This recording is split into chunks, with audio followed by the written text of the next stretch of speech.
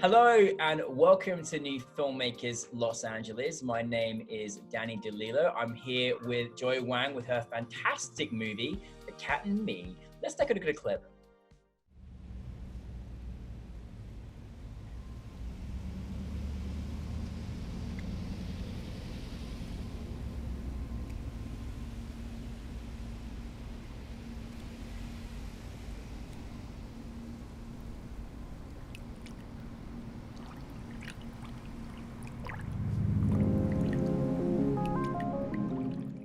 Joy, it's so glad for us to join together in this virtual interview. How are you doing? You doing okay? Yes, I'm doing good. Good. Well, listen, thank you so much for bringing your amazing film to us. I have so many questions. I actually wrote in my notes, I have so many questions. Oh, great. But for those that haven't seen it, tell us a brief synopsis of your film. Okay, so this film is about Mino, a small-time actor who gradually finds himself not a submissive fish-like human anymore when he's beaten up by life. And this film is essentially a process of progressive degradation into animal. I mean, why would you not want to watch it with that synopsis? Honestly, there was so many elements there was like symbolism there. There was like essence of morality. There was just relationships. All these different things were just, I mean, the one thing you want about film is people talking about your film, and it stayed with me for a long time. Where did the inspiration come for you in creating this project? So actually the inspiration comes from a conversation with my friend. I've collaborated with him a lot, and we used to be very good friends in our undergrad. And both of us come from a very film theory background, theory heavy background. So we always like to talk about the book we've read. And I approached my friend first because I always know I wanted to make a film that's a little bit outside of the box from conventional narrative story. I always wanted to do some kind of experimental blend with a little narrative. So I approached my friend who is the screenwriter for the story. And then he told me through our conversation, our brainstorm, he told me a book that he recently been reading. It's called An Animal That Therefore I Am by Jake Derrida. And then in the book, he described a scene for me, which really inspired me to make this film. And in the author's book, Derrida mentioned one time he came out from the shower, and he was all naked. And he came out and he suddenly saw his own black cat just gazing at him. And so he suddenly feel a flush of shame. And so he quickly put on the bathrobe. And in this whole book, he's talking about the line between humanity, human and animal. And he's trying to discuss the border that draws the line between us. So I was like, wow, that's the imagery that I love. And Yeah. I just been working. So we basically start from that imagery of the cat staring at someone naked and that person feel ashamed. So we really wanted to discuss about what makes us human and what makes us animal, and who is it to say one is more human than another. So I mean, yeah. I love it because actually I'm a person that has two cats. I found this fascinating. And cats have such a presence anyway, they really, really do. And I Yeah. love this conversation of human and animal. I mean, it's, I don't often think that we've ever seen it articulated enough, and just kind of the understanding of each other's traits and how different, but also how similar as well that we are, and how we interject in a way that is so unique as from human to animal. It was absolutely fascinating. I love I love how your mind thinks, because I was going on these journeys as well whilst watching it. And, from the opening scene, you're taken into this world that you don't know quite where you've been put or placed. And I love that. And I was discovering, now, obviously you had to have very good actors to take on these particular roles. I mean, really, really, and you definitely had a fantastic lead. How did that come about, and how was that process for you? Yes, I think I feel very blessed for finding Kyle Mack as my main actors. Because I think like collaborating with him is such a exciting experience for me because he's actually a very experienced actor. Hmm. I think he's from Canada, if I'm not mistaken, and he's like the union actor there, and he just recently moved to LA. So I was lucky to have him because Hmm. otherwise it'll be like out of my league. I'll have to hire like union SAG actor. So to find him, I actually went to Hollywood casting. That place with my editor, who is also Yeah. happened to be my casting director. So They're one of us. They're one of New Filmmakers sponsors. So yeah, that's really cool. Hollywood. yeah, Yeah. yeah, it was great. So we just cast there for 2 days, and we met like 90 people. So it was pretty amazing to look for Wow. our lead. And finally, Kyle is among like some of the last person that we seen, Hmm. because we always wanted to initially we wanted to kind of depict a minority because we Hmm. would feel like it would fit the scene better, but Hmm. somehow it's just we couldn't find that cat-like vibe like for the actor. But then Kyle comes in, and then he did the improv performance, and Hmm. we were just so amazed by his performance. So then Hmm. I instantly like says like I want this one, like although he's not minority Yeah. obviously, but he just fit into the character so much. I'm actually really curious too. I don't often ask this question, but like, what for you as a process, as a directing something you wrote, like, what did you, what kind of were you looking for in the audition? What were you asking for your actor to do? I'm just curious because I mean, you had to have a certain kind of person, an Mhm. actor, to do this. Yeah. So for our audition, I think initially we wanted to see this character in his most beat up moment.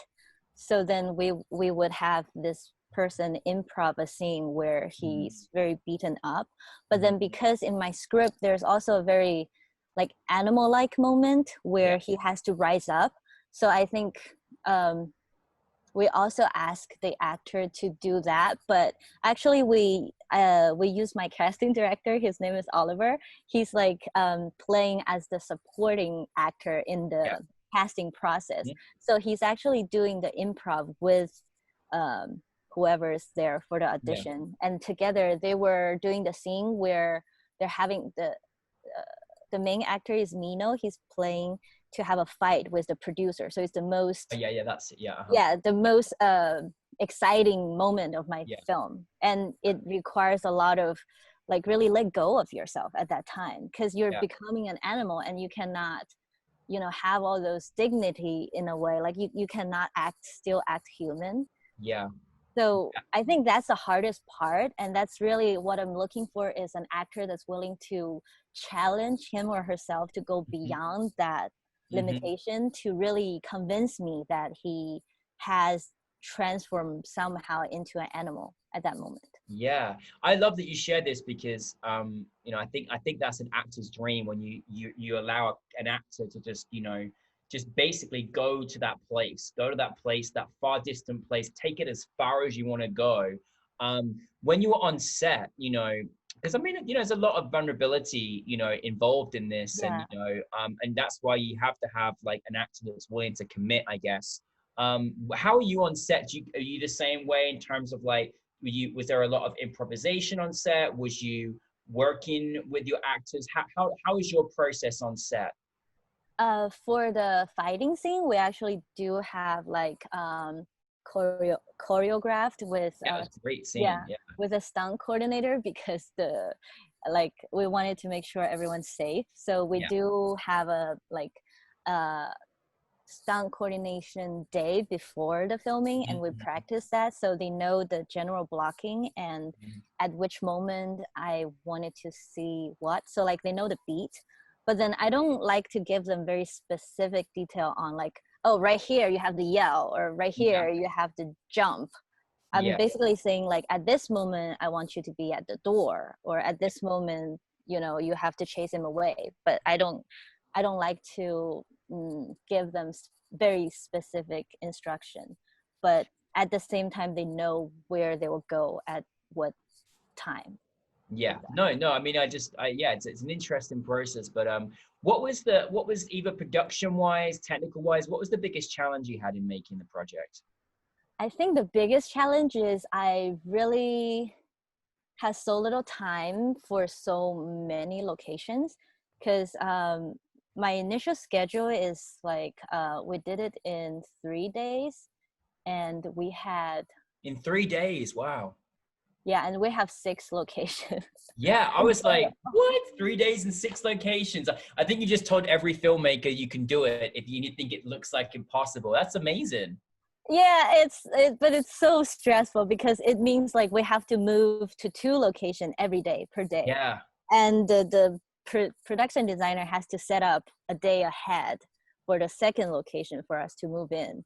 So I think that's definitely a challenge for all yeah, of us on the crew. I yeah, think it's because of limited budget, so it really like pushed us to wanting to do it. And so I think the biggest challenge is really like how tight our scheduling is, and sometimes I think I wasn't able to capture like fully the story because of that limitation as well. mhm, mhm. Well, But yeah, yeah. I think, I found your film, like, as I say, I think it had a lot of symbolism. It had a lot of morality. It was almost poetic. I'm just curious, like, in making this project, and I feel like I've not seen many films like yours, which is very exciting, because I'm excited by your style and your vision. What did you kind of want your audience to take from your film? So actually, I really want my audience to, I don't really want it to manipulate their emotion, but I do want them to ask the question of who has the right to live a decent life, Mhm. and who should be excluded from humanity, who's watching me or us, and what does that look embody. So I want them to have those questions, and I kind of want them to feel a little confused, to be honest. I don't want Yeah. them to feel like happy or sad, but I wanted to confuse them in a way. Mhm. Yeah. So I love it. No, I love it. And what's so funny is that I want to watch it again because I feel like, I don't want to have missed, elements and things you put in there, which is always very exciting anyway. So I'm very, very glad that you made it. What is next for you? next, I think right now I'm just trying to finish my minimalist film at Yeah. home, like to capture the quarantine life that I experienced. Um, so yeah, next film will just be a film about me and my dog and how we spend this quarantine life, because my dog is getting old, and I really wanted to capture like those very precious moments between us Yeah. before she passed away. So Oh, I love that. yeah. Oh, what a wonderful gift for you and your dog. That's a wonderful thing. I'm very excited. Um, I'm so intrigued by, as I say, I'm very intrigued, and I love that your style. I really do. And I just wanted to, for I don't in your career thus far, like, is there any kind of advice that you could share with any filmmakers that want to follow in your footsteps that you have? I think, hmm, advice. I think you really have to love film to get into this business, to be honest, because I think it's very hard to. It's not a very clear road, clear path that we're walking. And for example, I'm now studying. I'm in MFA in Chapman University, Yeah. and I chose cinematography as my major because I feel like it's easier for me to find a job after I graduate. And you sometimes have to think about living, like how do you survive after this. Yeah, And so really. yeah, I really think the biggest advice I have is you really have to love it, and you have to be ready to eat fast noodle every day or cook yourself porridge and with pickles. You have to be okay with that, and you still like would feel fulfilled once you complete something you love. You will still feel proud of yourself, not because of Yeah. how much money or fame you have, but Huh? because that you made the art that you feel like you can share with people and they feel Yeah. it. So I think that's the biggest advice I have. I think that's so important, and we barely hear this, and I think, again, it's to create a piece of art.